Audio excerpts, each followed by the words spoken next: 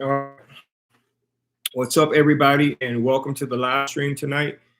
Tonight, we are live on YouTube, we're live on Instagram, and we're live on TikTok, and we're going to be discussing the fastest way to get a job offer. And I do these lives. I do these lives because I want to make sure that I am giving you guys the information that you need to get. I'm giving you guys this information because I want to give you the information that you need to, to get your career going, to make things happen. So tonight we're going to be discussing how you can get a job offer pretty much guaranteed every time you go do an interview. Now, why am I doing this live? Because I've talked to a lot of people on a daily basis who are clients and others online, and this is a challenge. Now, if you want to email me, you can email me, coachdanielsmiley@gmail.com. I'm going to put it pin that in the comments on Instagram. And you can see that email on any one of the platforms. Tonight, we're live on Instagram, YouTube, and TikTok. TikTok for the first time. We're live over there because I've had a lot of people on TikTok who are asking me questions, and I wanted to make sure that I am providing them with the same kind of content as well. So check this out.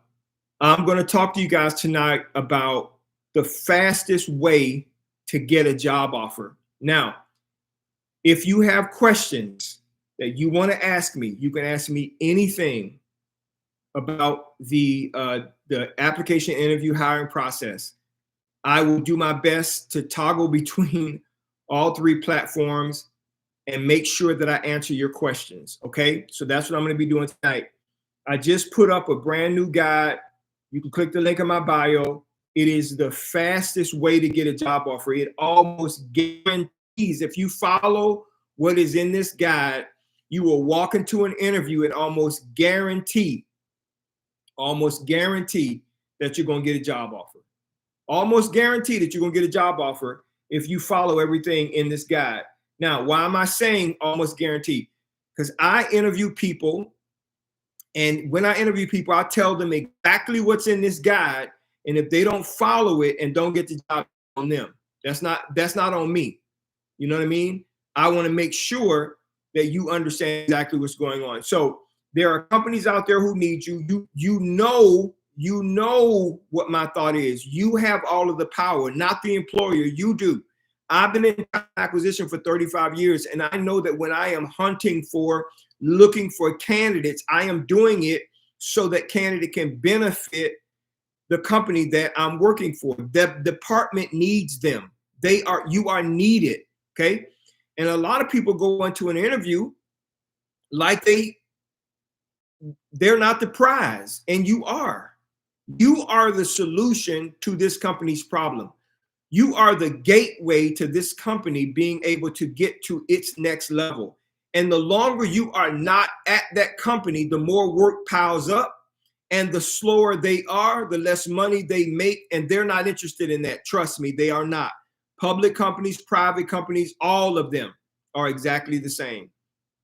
It's about them having the right team in place so the money can be made for the organization. And that's whether you're in a support position, a sales position, an administrative position, an HR position like me, or a leadership position. It is all the same. So we are going to talk about how to get a job offer, because let me explain to you what's been happening. I've been talking to a bunch of people, clients, one-on-one clients. In fact, I just got off of a call with a client. And he has an interview tomorrow morning at 11 o'clock. That's why I took his call. He said, man, I need to talk to you. And I walked him through how to I walked him through understanding, based on the position, exactly what this client wants, the customer wants. It's a large global company, okay, paying well. And I explained to him why his skill is he has good skill, not exact skill, but there's a reason why they want him, okay? And the reason why they want him is because they need to get their products packaged and pushed out. And because he has, production manufacturing type experience, they're going to give him an opportunity. And I told him there's only one thing you need to communicate. One thing you need to make sure that you drive home in this interview if you want this job.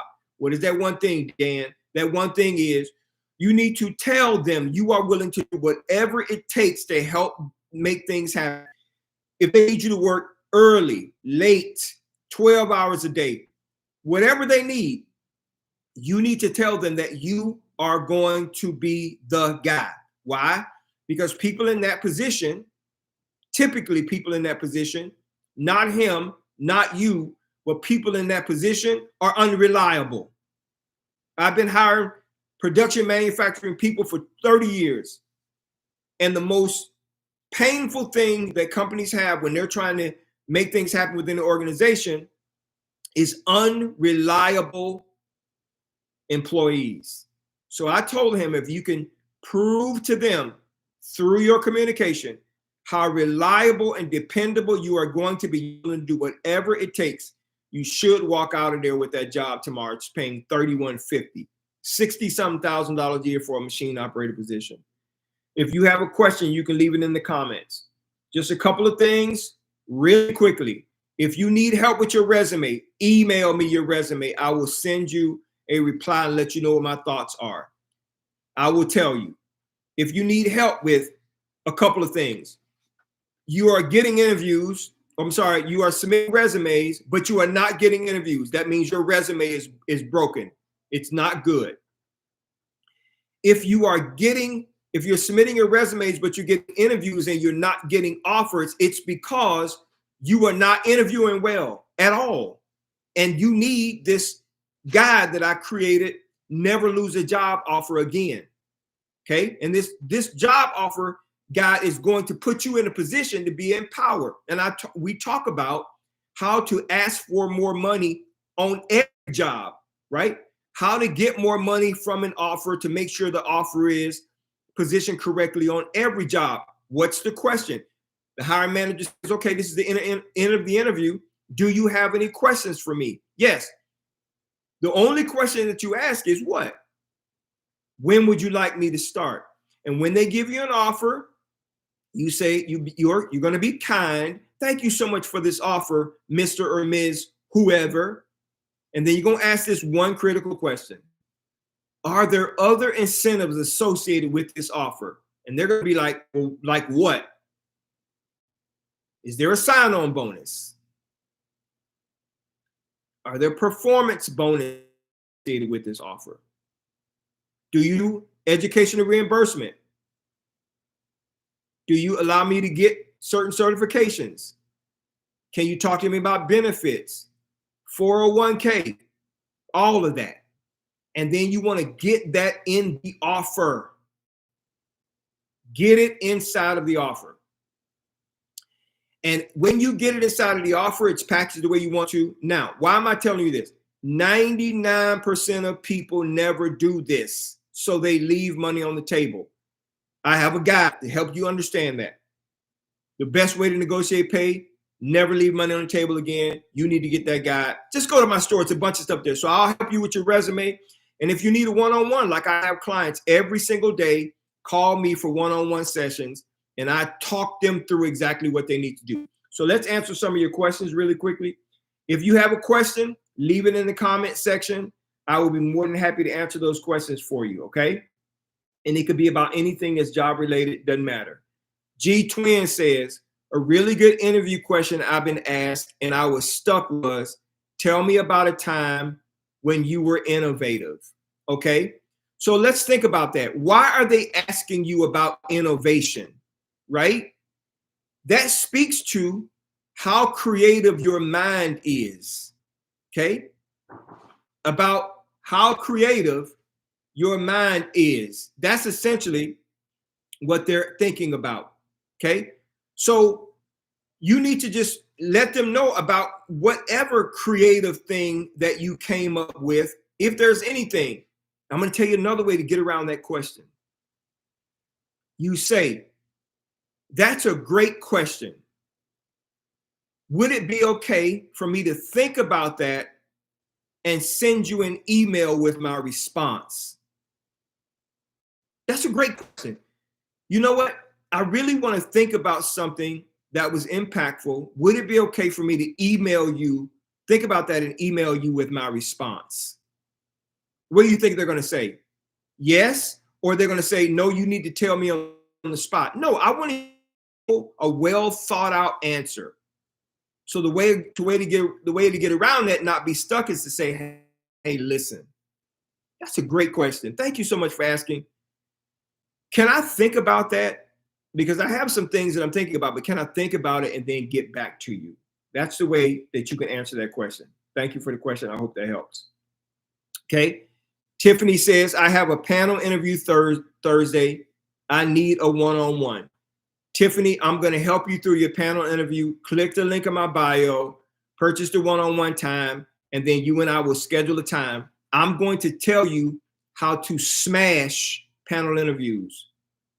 I'm thinking about that. And I've done some videos on that, and I tell you exactly what you need to do in one-on-ones to smash the interview. I don't care how many, it could be 20 people in the room doing a panel interview. It could be 10 people, 2 people, in any level. I will tell you exactly what to do. I'll even tell you why panel interviews exist. In fact, I'm going to tell you now. So I have a client who has a panel interview that's coming up, and he asked me the question, well, why this seems abnormal. Why do they want to do a panel interview? And I told him why. Now, as a talent acquisition leader who has hired thousands of people in my career, set up thousands of interviews in my career, why do people do panel interviews? Because whoever is the hiring manager's manager and that manager's manager, they don't trust the decision-making of the hiring manager. They don't. Okay? And that could be because that hiring manager has made some decisions in the past, right, that have not led to a long-term employee. So while you may be reporting to the hiring manager, they don't trust that the hiring manager is going to be able to select the right person. So that panel interview may include the hiring manager's manager. And if that manager's manager, a director or C-level executive, don't trust that manager, then they're going to actually be there as well. I tell this story, my current job, I never interviewed with my direct manager. I was interviewed by the CEO and the regional vice presidents in the markets that I was going to be managing recruiting for. Now, why is it? That's because the CEO did not trust my manager. I didn't meet my manager until a day before I started working. And she was a director in HR.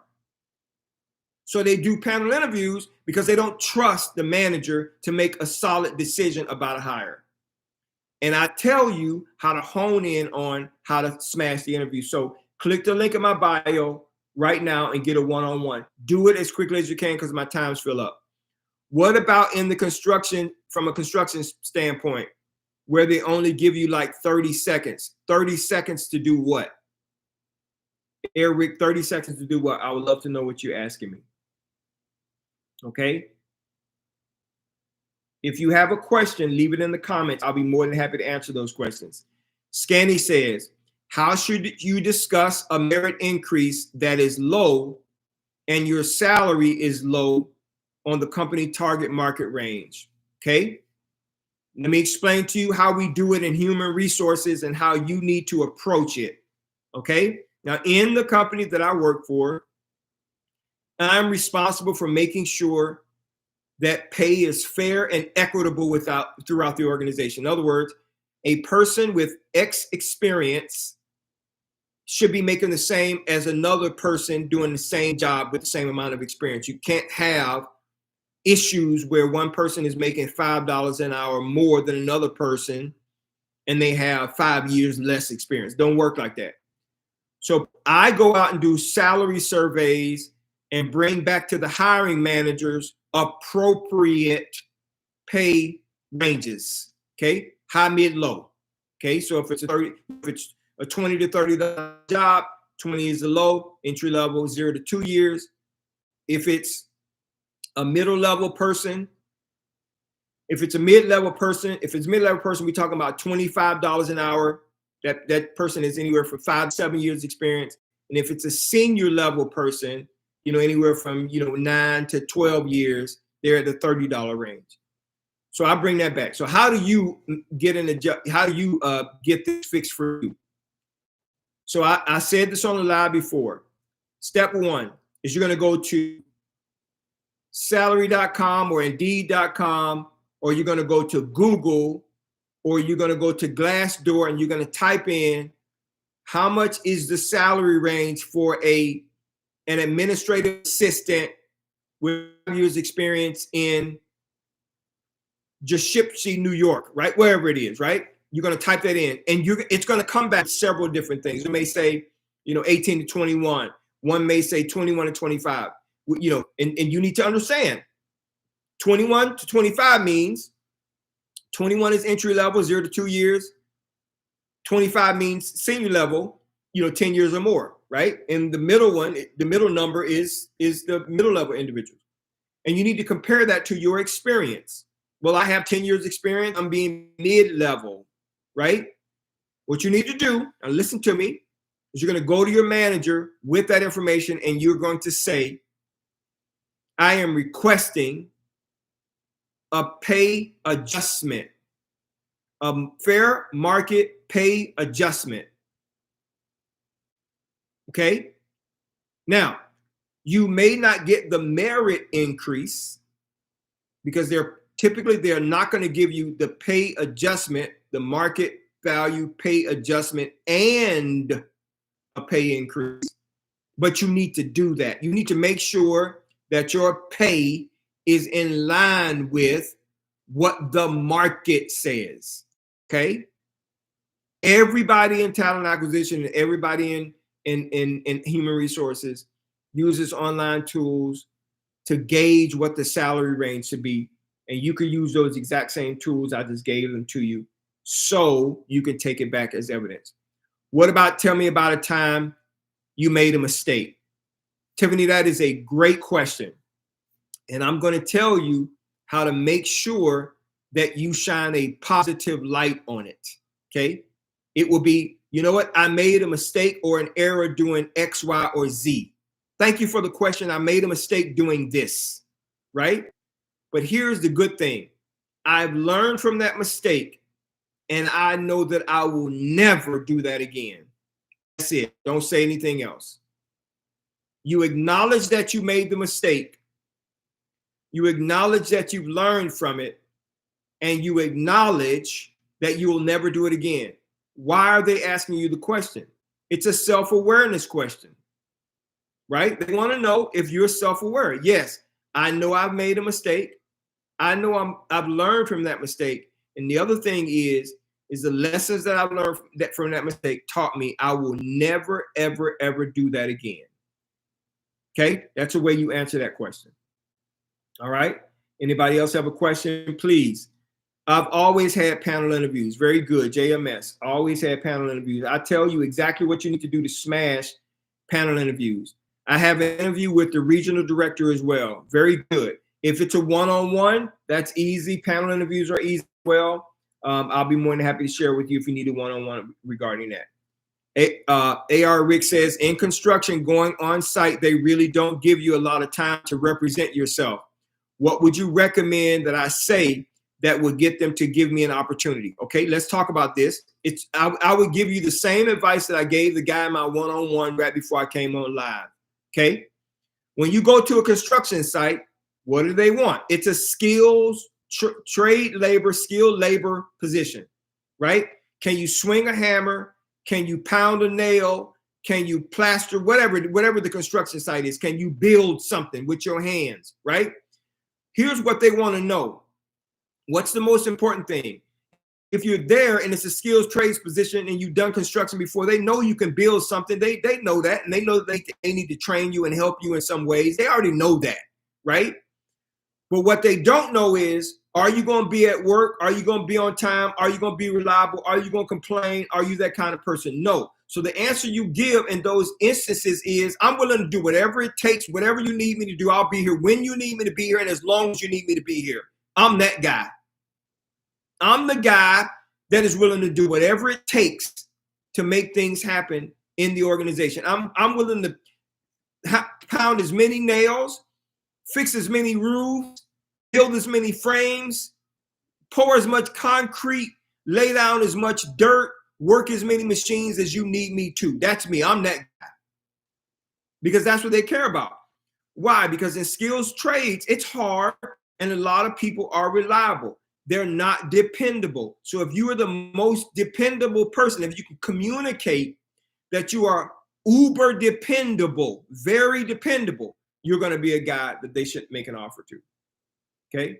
Fly Mom says, why do the interview panel ask what other jobs you have applied for? That's a great question. And I'm going to tell you, if they ask you that question, it's usually 3/4 of the way of the interview and almost done. And they are interested in making you an offer. First of all, it's none of their business who else you've applied for, but there's a reason why they asked the question.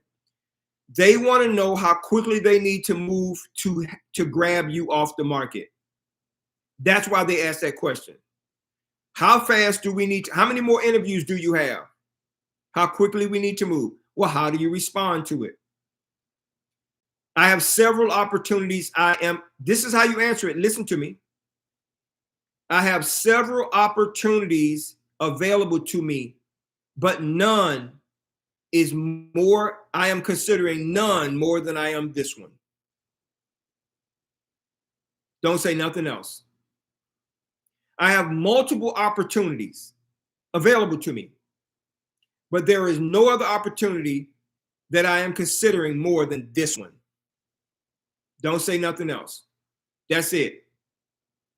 That will tell them you're interested in the job. In fact, one of the ways to smash offers, to always get an offer, is the final thing is you got to ask for the job. Most people don't ask for the job. They don't ask for it. That's the final step. Ask for the job. When would you like for me to start? You are displaying to them that you want this position. To answer this panel interview question, you're showing them, listen, I'm being courted by several people, but you are the prettiest guy or girl in the room, if you will, right? This is the best opportunity available to me. And if it's something that you offer, you know what I mean, I'm in for it. So I have several other opportunities available to me, but this is the one that I am considering the most. That's how you answer that question. If you have a question, leave it in the comments. Got it. Thank you. I want to help you guys win in your interviews. It's not that hard. Trust me. I've been doing this for a long time, and I tell people this all the time. Almost every hiring manager, everyone that I've ever worked with, they all ask the same exact questions. Why is that? Because they know the technical aspects of their job, but the people action part of it, how to gauge character, they don't know very well. So they rely on talent acquisition. So talent acquisition can help them to make good decisions. In fact, I am the one that creates the interview guides for the hiring managers, utilizing these questions to ask candidates, right? I'm the one that creates that because they can't clearly articulate that themselves. They know their technical aspect of the job, but they don't know the people aspect of the job in terms of people acquisition. It's tough. If you can hear me on Instagram, click the screen so that I can hear the heart. If you can hear me, just give me some sort of signal because sometimes it goes in and out. All right, if you can hear me well. So that's how you smash a panel interview. That's how you overcome a panel interview. If you have a question, leave it in the comments. Now remember, if you need help in any area, whether it is you're getting prepared for a job interview, you're thinking about applying for a particular job, you don't know exactly what to do, you have an interview coming up, maybe it's the second, third, or fourth interview, and you want to know exactly what to do, all you got to do is reach out to me. I'll be more than happy to help you with that. You can send me a message. I get messages, hundreds of messages every single day on Instagram, YouTube, and TikTok, and I reply back to those messages to let you know exactly what you need to do. Because my goal is to help you win in your interview. And there's a big fear that candidates have when it comes to interviewing. And the reason why you're afraid is because you don't understand what the outcome is going to be. And I'm telling you that you control the outcome. Now, you don't know that, but you are in full control of the interview process. And if you understand that, if you listen to what I'm telling you on these lives, you'll understand how to walk into an interview and smash them. So Fly Mom says, why did the panel interview ask if I know a current employee? Great question. Listen to me very carefully. And you have to be careful with this. There's two primary reasons why hiring managers ask you if you were referred by an employee of the company. Okay, number one, simple reason.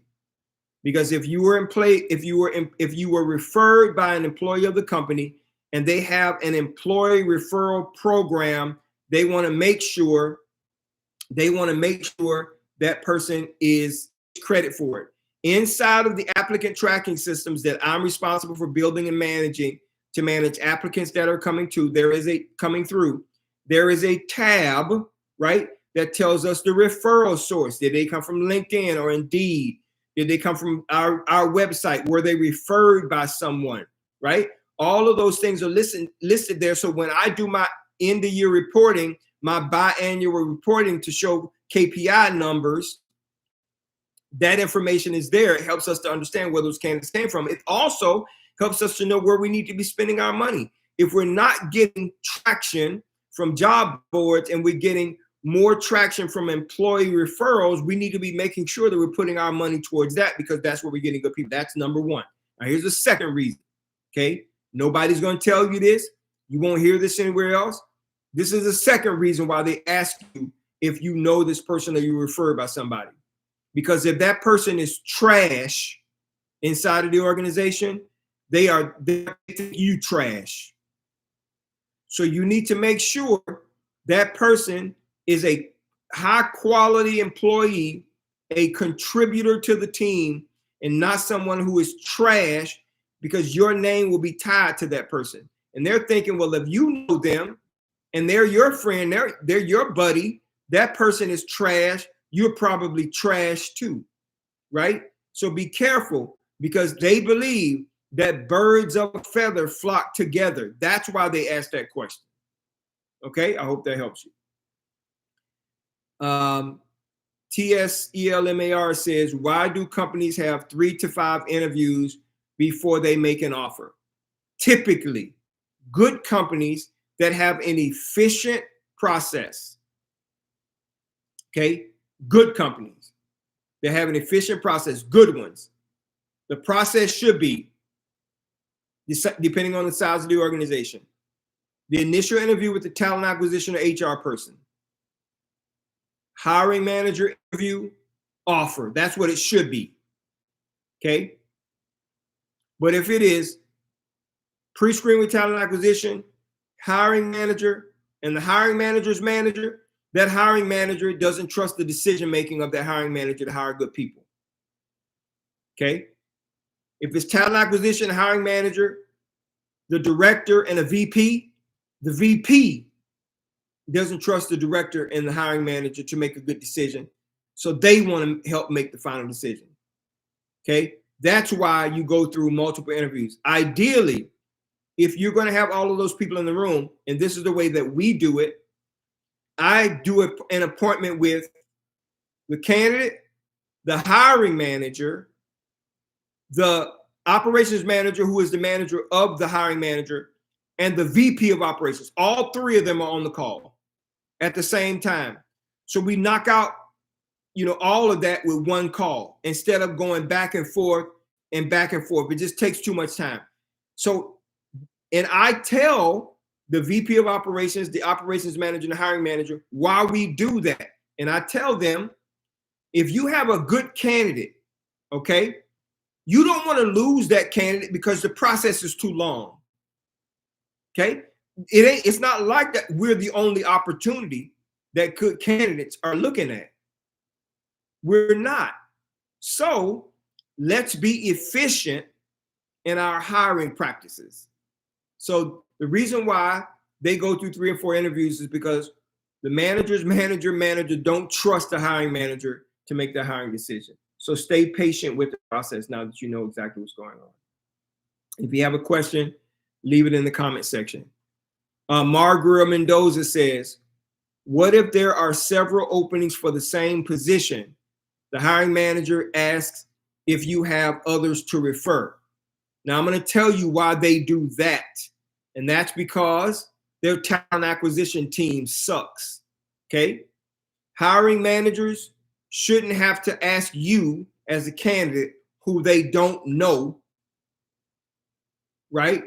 They shouldn't ask you if you know somebody. They may be impressed with your candidacy, but you haven't worked there yet. So they don't know really how things are going to work out. Now, I'm not saying that they shouldn't do that. I'm not saying, I'm sorry, they don't do that. They do that. But if the talent acquisition team is supplying them with enough candidates, they don't have to ask you for that. Talent acquisition should be submitting 3 candidates for every position. 3. An entry-level candidate, a mid-level candidate, and a senior-level candidate. The 3 best in all of those options, or 2 mid-level and a senior, or 1 mid-level and 2 senior, whatever the hiring manager decides they want. That's what they should be doing. No hiring manager should be interviewing 5 people for 1 position. That is them throwing people up against the wall to see who is going to stick. And no talent acquisition pro worth their salt will allow that to happen. No, we don't roll like that. Okay? On TikTok, Adrian says, if you get to the first interview and they ask you to come in for a second interview, is that good?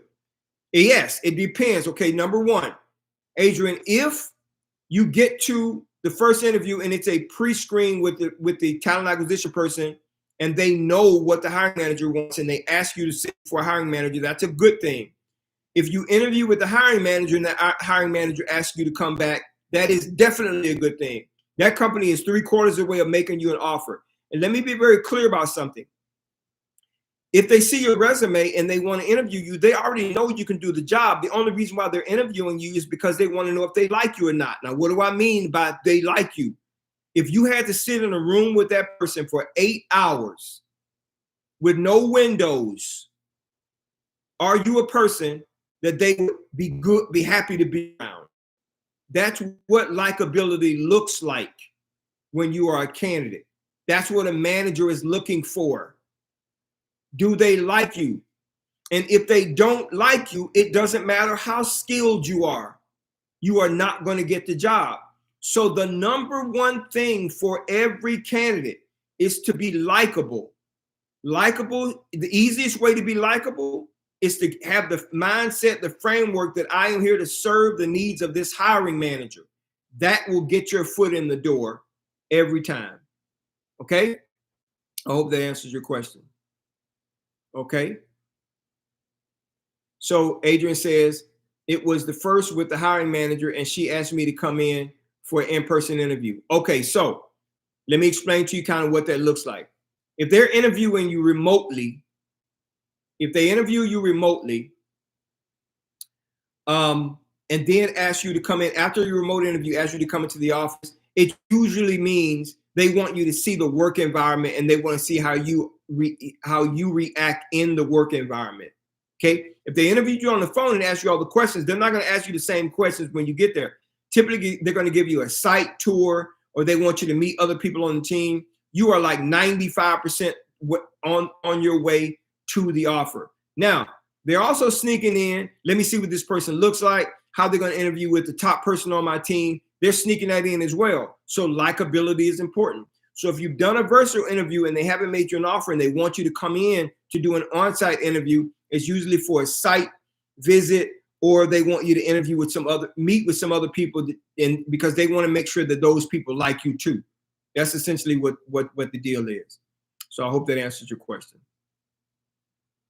All right. If you have a question, leave it in the comments. I'll be happy to answer it. All right. My goal is to help you win in your interview. Fly Mom.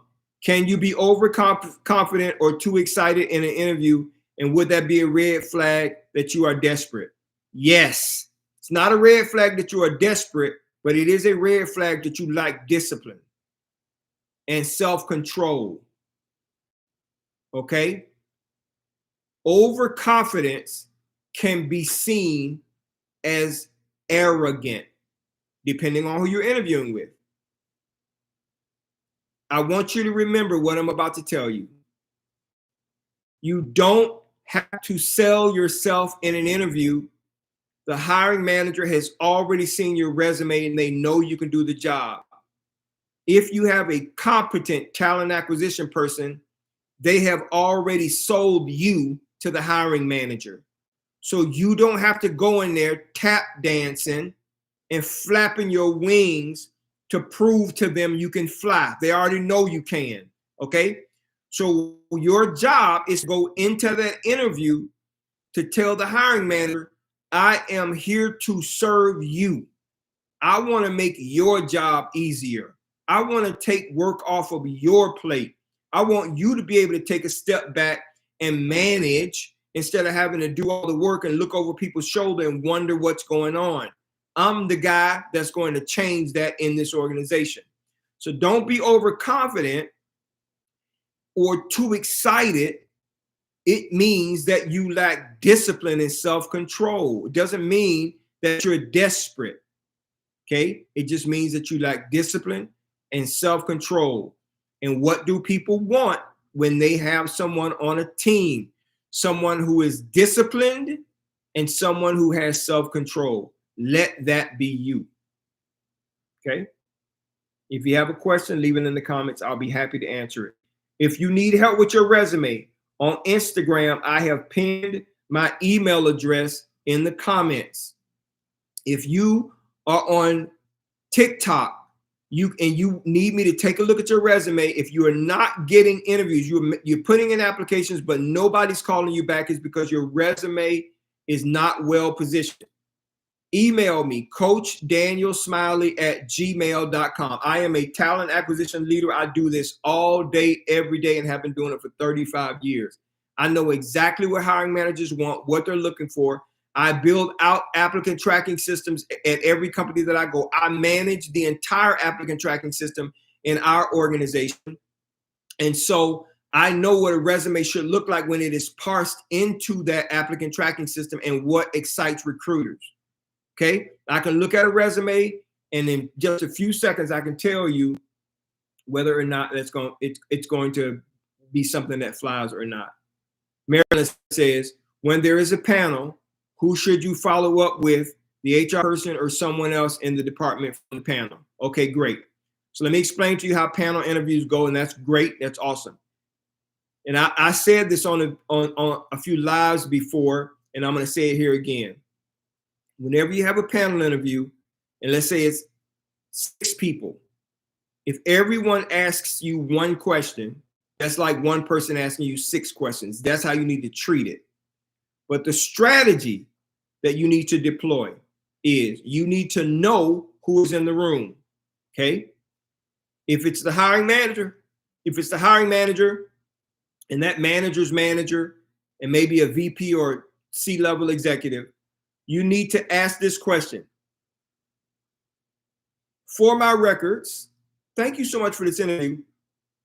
For my records, can I know the title of everyone here? They'll tell you. Let's say John comes back and he says, well, I'm the COO. There are 2 people you need to focus on in that meeting, the hiring manager and that COO. Because if the COO does not like you, it doesn't matter if anybody else does. It doesn't matter. They're the one that's going to make the final decision. And that's how you handle a panel interview. When you finish with the panel interview, to answer your question directly, you're going to circle back to the person that brought you to the table, whether that's the hiring manager or the talent acquisition person, and you're going to follow up with them, and you're going to use my process. If you haven't heard back in 3 days, you're going to email. You're going to call. Okay? I'm sorry, you're going to send an email. Hey, just checking in with you. Okay, wanted to see how things are going.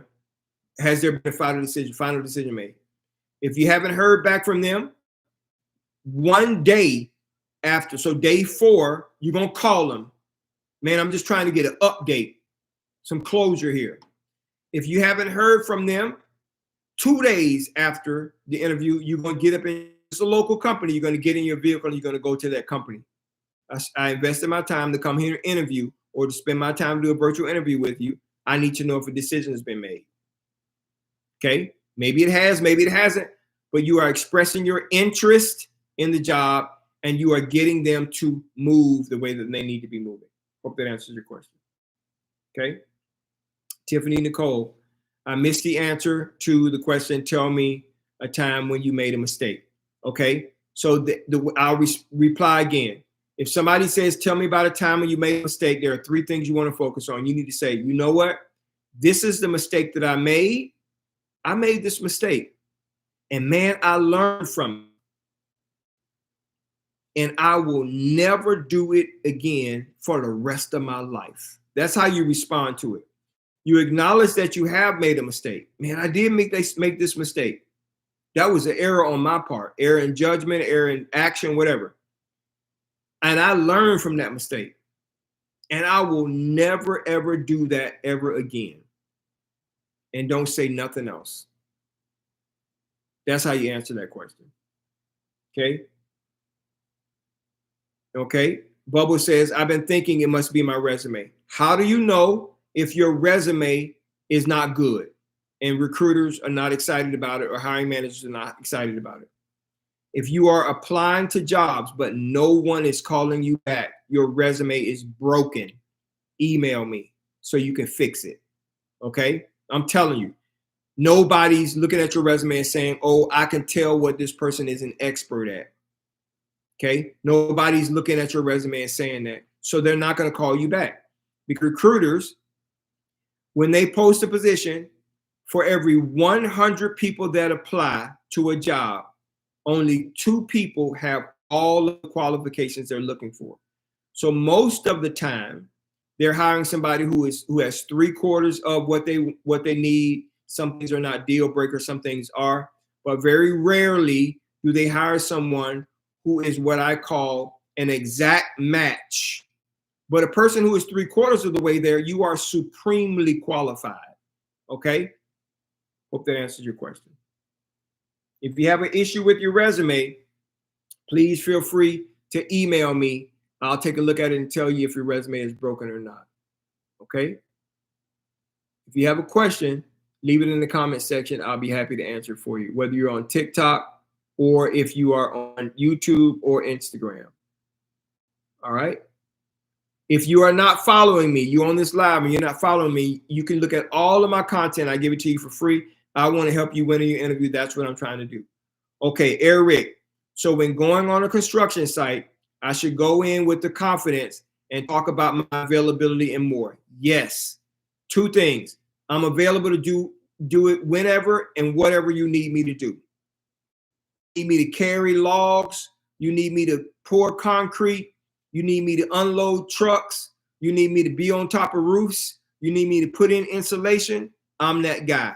You need me to be here 12 hours a day and show up 30 minutes early. I'm that guy. That is going to get your foot in the door. Because if they in the construction industry, people are unreliable. Okay. And they're looking for somebody who is reliable beyond the skill. They already know you can hammer a nail. They know you can hammer a nail. They know you can shovel dirt. They know that. Right? But what they want to know is, are you going to be here, man? Do I have to worry about whether or not you're going to be here at work, man? We got this house to build or this building to build or this project to take care of. I want to know you're going to be here, man. That's what they care about when it comes to construction, I'm sorry. If you have a question, leave it in the comments. I'll be happy to answer it. Tiffany, you going in, ain't you? What is a professional example of a mistake? Okay, you could say something like, I was overcharged for a product. I didn't research it thoroughly, and I was overcharged for a product that caused me to not meet my budget target. And I learned from that. I learned to get 2 or 3 bids, and that will never, ever happen to me again. That would be an example of a professional. Or, you know, I sent out a report and I didn't proofread it. And that report was important for my manager to be able to share with the board. And I didn't proofread it because I was trying to get it to her as quickly as possible. That's a mistake. I will never, ever do that again. I'll back up. I'll make sure that I take more time, but I will not present anything to my manager that I have not thoroughly gone through, proofread, and maybe got 2 or 3 other eyes on it. That's how you answer that question. Marilyn, any tips to get through and referred in federal jobs? So a lot of people come to me about federal jobs, okay? And the process for hiring federal jobs is just a teeny bit different. However, right, the process for selecting you as a candidate is different. So how you apply to federal jobs, it may be different. There are a ton more hoops you need to jump through. Why? Because it's federal. I used to be in the U.S. Army, and getting through any kind of government agency, it's a lot of red tape. Okay, so you got to be patient with that process. And I often tell people, while you're applying for that job, get you someone on the side part-time making you some money, because it's going to take you a long time, 3, 4, 5, 6, 7, 8 months, maybe a year to get hired in that federal position. But you got to stay focused, right? And follow every turn they tell you to take. Okay, so that's typically how you get through federal jobs. But when submitting your information, when trying to get them to respond to you, it's the same. It's the same, just like a private sector job. Okay, if you have a question, leave it in the comments. I'll be happy to answer it for you. TSLMAR says, if you are separated from a job, how would you answer when you ask? Okay, so I've done videos on this, and it's the same thing about that. Have you ever made a mistake? If you are terminated from a position and they find out that you were terminated, so a couple things I say, don't volunteer that information. Why did you leave that job? If they ask you, why did you leave this position? Okay, well, my values are more in line with this company than it is that company. That's why I'm no longer there. Okay, my values are more in line with this company than they are that company. That's why I'm sitting in front of you. Okay, and if something happens and they do an employment verification, find out you were terminated, then what you want to do is just like I explained with the mistake. You explain the mistake you made. You explain the lesson you learned, and then you communicate you will never do that again. You know what? I was not punctual. I was casual about coming into work.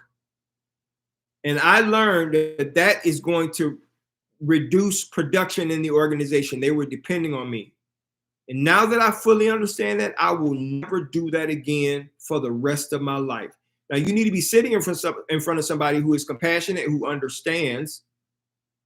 You need to be sitting in front of them, but that's how you want to answer that question. Okay, if you have a question, leave it in the comment section. Fly Mama says, how do you answer the question about talking about a time that you have had a conflict with another employee? I've addressed this as well, and this is how you answer that question. If you have a conflict with another employee, let's say somebody is just, you're butting heads, and all the conflict is 2 people who think different ways about going in a particular direction. You want to go left to get there. I want to go right to get there. There's a rub. You believe your way is right. I believe my way is right. How do we resolve this?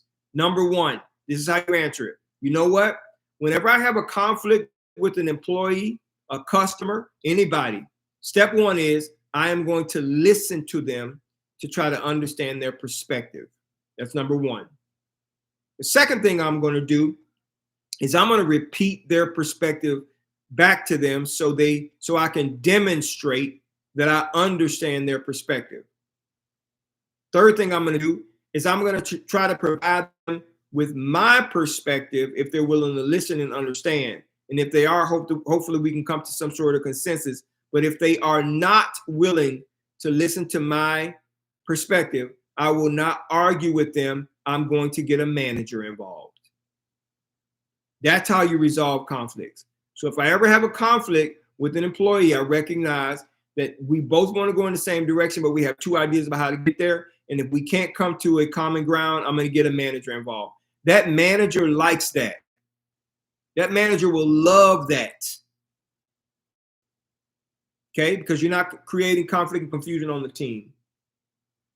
All right, I hope that answers your question. If you have a question, please leave it in the comment section.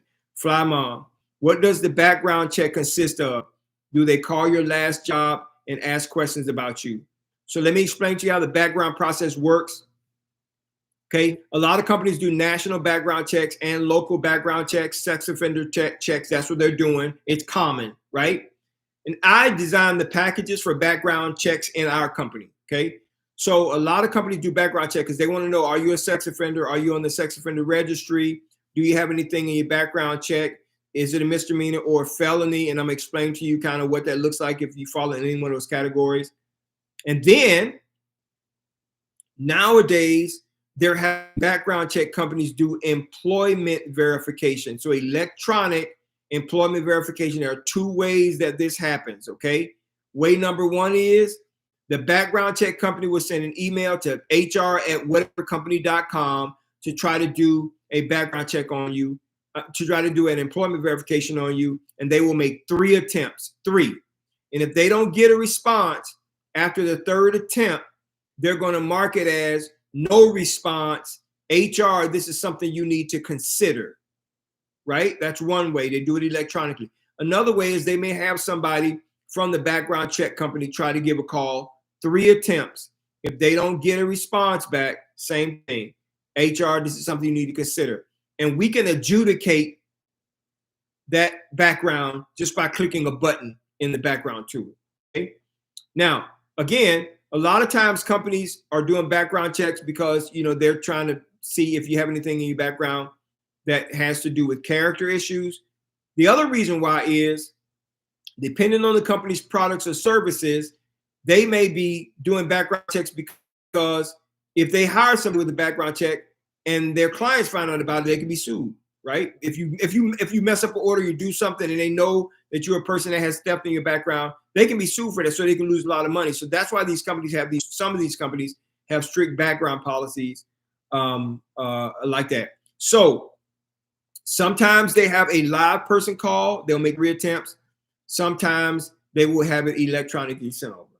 Okay, I hope that helps. Okay, True Warrior says, if you don't have hotel experience and the interviewer asks you if you have 6 months experience and they decline the interview, how would you answer that question in order to get hired? Okay, so let me make sure, I want to make sure I'm understanding. You're interviewing at a hotel and you don't have hotel experience. And the hiring manager asks you if you have 6 months and you say no, and they decline the interview. So that has happened to me before. They have said, do you have a bachelor's degree? And I say no. They want somebody with a bachelor's degree. That's fine. You don't meet the minimum qualifications that that company wants. Keep it moving. Don't even try, right? Unless you have somebody who is compassionate and understands that your experience in another customer service area may relate to hotel, depending on what you're doing, then you're not going to break through that wall. Just keep going. Okay. If 6 months is a minimum requirement, the reason why they want that is because they're looking for more of a plug and play solution, somebody to walk in that they can give minimum training to, that they can then get into whatever job it is to get that job done. Okay. All right, hold on. I got to do something over here on this screen. Hold on. TikTok is trying to find out if I'm still over here. Yes, I'm still over here. Okay, hold on. Okay. All right. So I'm back on TikTok. So that's what they're doing and why they do it that way. Okay. So Bad Gal says, what do you say when is it laid off, when somebody lays you off? Reduction in force happens all the time. And so you just have to be honest with people. I've been laid off from jobs before as well. And I've told this before on the live. I've actually worked myself out of a job. I was brought into the company to solve the recruiting issue within an organization. And I did the job so well that they did not want to continue. They didn't think it made sense to continue to carry my large salary. And I was laid off, reduction in force. I got a little bit of a severance and I moved on. That happens. So a lot of times I try to slow down so I can preserve my job. Then you're talking about performance issues. Eric says, thank you for the help. Going to be going to the site tomorrow and take what you said into consideration. Awesome. Go there and tell them you're willing to do whatever it takes. And I would love to get your feedback. Send me a message to let me know how that went. I already know how it's going to win if you do, how it's going to go if you do what I'm telling you. But I want to know. If you don't make the qualifications, why apply? Juan Rico, that's correct. I agree with that. If you don't have the qualifications, don't apply for the job. I said I have 22 years of customer service. True Warrior said, okay, good. So the question then is it face-to-face customer service? And is that what the hotel is looking for a person to do? Or is it, on the phone customer service, a little different? So Bad Gala, I think I answered it for you.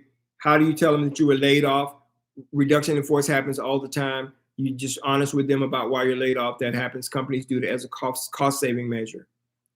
Okay, so Fly Mom, why are job postings 30+ days but claim to be actively hiring? So I've done extensive videos on this, and I'm going to explain this to you here. There are two types of job postings out there, and I tell you this because I don't want you to get discouraged when no one responds to you. There are passive job postings and there are active job postings. What's the difference? Passive job postings, and I do this right now as part of my talent acquisition strategy. Passive job postings are designed to get candidates like you into the applicant tracking system, into the company's database for future hiring, 30, 60, 90 days, 6 months from now. And the reason why we do that as talent acquisition pros is because we have lost our confidence in job boards. Okay. So if I have a position open all the time, it means it's a passive job. I am always recruiting, but I'm not always hiring. How do you know the difference? If you apply for a job and within 21 days, you don't get a rejection letter, nobody calls you back, they don't tell you that your qualifications are not a match, that's a passive job opening. Okay. How do you know it's an active job opening? If it's an active job opening, they are trying to hire somebody right now. They need to get somebody hired within the next 7 to 14 days and to be on their team in the next 21 to 30 days. How do you know it's an active job opening? Because when you apply to that job, within 3 to 5 days, somebody's going to respond to you with some sort of message. They're going to be calling you to ask you questions, calling you to do a pre-screen, calling you about your resume, or they may be sending a message saying, thank you so much for applying. Other candidates are more qualified. You know that is an active job opening. Talent acquisition specialists, talent acquisition managers, hiring managers are sitting in front of their computers watching those resumes come in because they need to get that position filled right now. So about 40%, 30 to 40% of the positions that are posted online right now, they are passive. So 6 out of 10 positions are active, 4 out of 10 positions are not.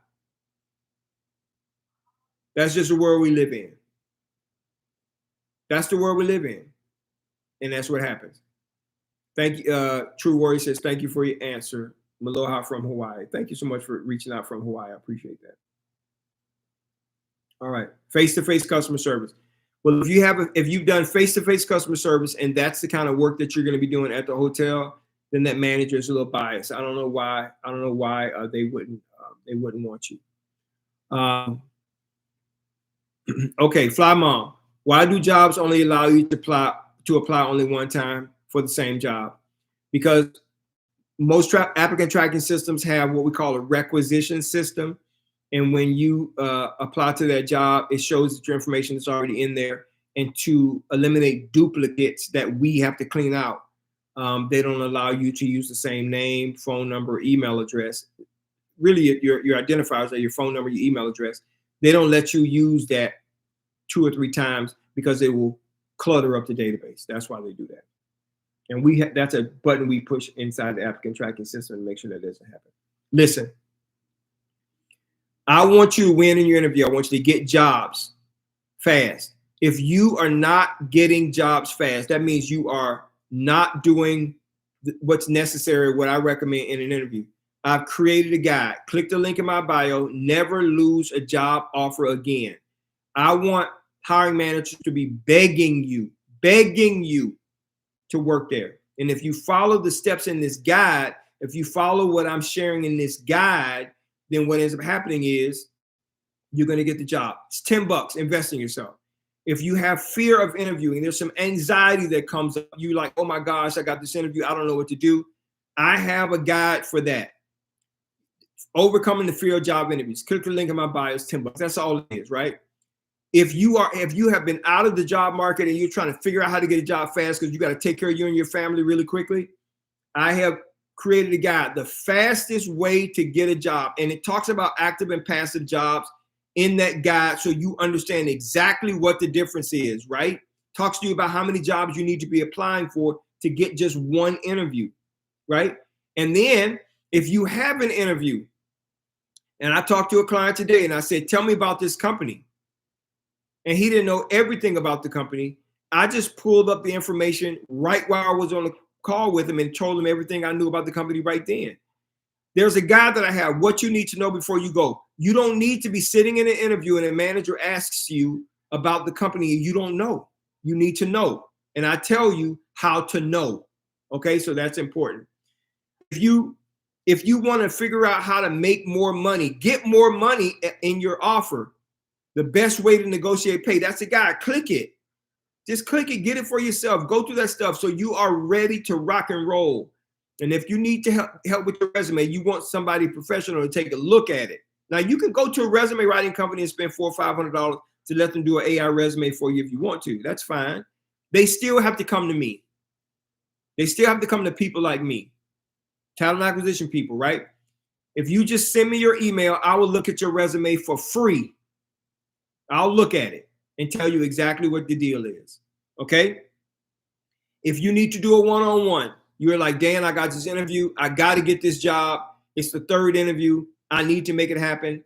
I will get you ready in 30 minutes or less so you can smash that interview, all right? If you apply for a job and they tell you an offer was made to someone else, then repost the position because they didn't expect the position should you move on or contact them again?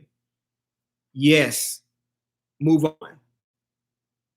They're not circling back. You don't have to reapply for the position. If you were the number 2 option and the number 1 option fell off, they will call you back. I hope that helps you. Thank you guys so much for tuning in tonight. Stay tuned to the channel so you can see when I am going live. I want to continue to do these things for you. If you want to support, you can click the link in my bio, send me a cash app. People are sending me cash apps, $5, $10, $50. They're sending me tips.